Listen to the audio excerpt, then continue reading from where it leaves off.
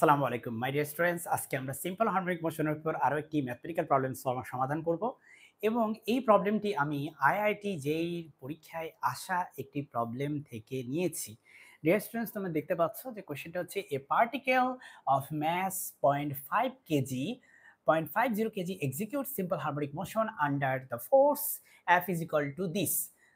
The time period of oscillation is x by 35 seconds. Find the value of x. এই যে x আছে তোমার অজানা রাশি, এই x এর মান বের করতে হবে, অথবা এই যে এই x এটার মান বের করতে হবে। x এখানে আসলে কি ডিসপ্লেসমেন্ট, তাই না? সেটার মান বের করতে হবে। খুবই ছোট ম্যাথ। চলো আমরা শুরু করে দিই। প্রথমে আমরা দেখতে পাচ্ছি যে এখানে ফোর্স সেটা দেওয়া আছে হচ্ছে -50x, তাই না? -50x দেওয়া আছে। এই যে দেখো -50x। আবার এটার একক দেওয়া আছে নিউটন মিটার ইনভার্স 1। এটা হচ্ছে 50 এর একক। এই একক দেখে বোঝা যাচ্ছে এটা আসলে ফোর্স কনস্ট্যান্ট, বা স্প্রিং এর ক্ষেত্রে সেটা হয়ে যাবে spring constant. So my dear students, আমরা জানি যে সেক্ষেত্রে আমরা স্প্রিং এর ক্ষেত্রে সেটা বলতে পারি যে সেটা হচ্ছে মাইনাস, বা তুমি রেস্টোরিং ফোর্সও বলতে পারো, এটাকে এফ অফ আর বলতে পারো, মানে রেস্টোরিং ফোর্স। সেই রেস্টোরিং ফোর্স হচ্ছে আমরা ফর্মুলা জানি যে মাইনাস কে ইন্টু এক্স, তাই না? মাইনাস কে ইন্টু এক্স, এটা তোমার রেস্টোরিং ফোর্সের ফর্মুলা। সো এটা তো একটা রেস্টোরিং ফোর্সই বোঝাচ্ছে, কারণ দেখো এই রেস্টোরিং ফোর্সের কারণেই কিন্তু এই যে পার্টিকেলটা, এই পার্টিকেলটা হচ্ছে সিম্পল হারমোনিক মোশন এক্সিকিউট করতে বাধ্য হচ্ছে। ঠিক আছে মাই ডিয়ার স্টুডেন্টস, এখন দেখো এই দুইটা ফোর্স আসলে ইকুয়াল, বা আমি আর না দিয়ে তোমাকে কনফিউজ না করি, এখানে এই দুটো ইকুয়াল। সুতরাং আমি যদি কম্পেয়ার করি তাহলে আমার কে এর মান আসবে হচ্ছে 50।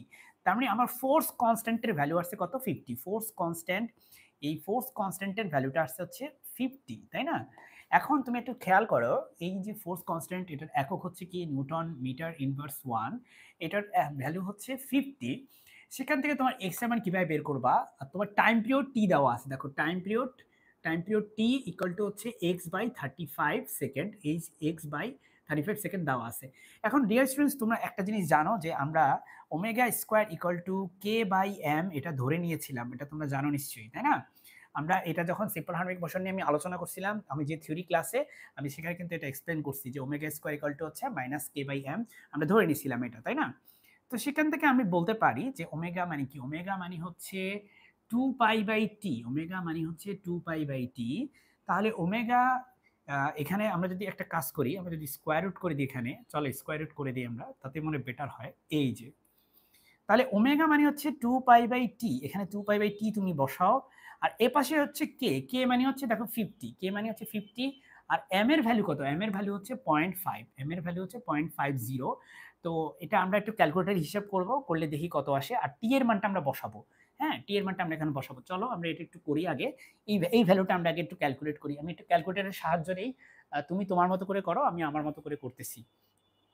ওকে, সো আমরা দেখতে পাচ্ছি যে 50 কে ডিভাইড করতে হবে 0.5 দিয়ে। আমি ক্যালকুলেটর ইউজ করতেছি, দেখো 50 ডিভাইডেড বাই 0.5, এটা হয়ে যায় 100। 100 কে যদি তুমি রুট করো তাহলে এটা যাবে 10। হ্যাঁ, এটা যাবে 10 হয়ে যাবে এটা। তাহলে এটা যাবে 10। 2π/t মানে হচ্ছে এখানে 10। তাহলে দেখো আমরা যদি এখানে t এর মান বের করি, তাই না? এখানে দেখো আমি কোথায় লিখতে পারি, আমি এই জায়গাটা একটু মুছে ফেলি, মুছে লিখি, চলো এই জায়গাটাই মুছে ফেলি। হ্যাঁ,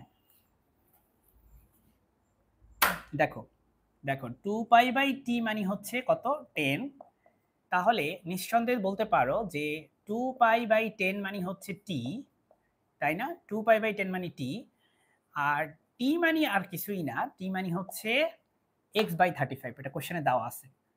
এই যে এখান থেকে এখন আমরা সহজেই কিন্তু x এর মান বের করতে পারি। কিভাবে পারি দেখো, এটাকে আমরা এই দিকে নিয়ে যাই। সুতরাং আমি লিখতে পারি x ইকুয়াল টু লিখতে পারি 2π/10 ইনটু 35, তাই না?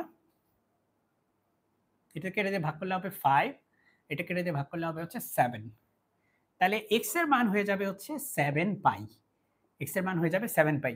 তুমি এখানে এভাবে রেখে দিতে পারো, পাই এর মান 3.14146 বসাতে পারো, অথবা এভাবে করতে পারো যে পাই মানে হচ্ছে 22/7 অ্যাপ্রক্সিমেটলি। তাহলে 7 7 কাটা, তাহলে x এর মান হচ্ছে 22। ঠিক আছে? সো x এর মান হচ্ছে 22। সো উত্তর হচ্ছে আমাদের 22। সো আশা করি বুঝতে পেরেছো তুমি কিভাবে আমি ম্যাথটা করলাম।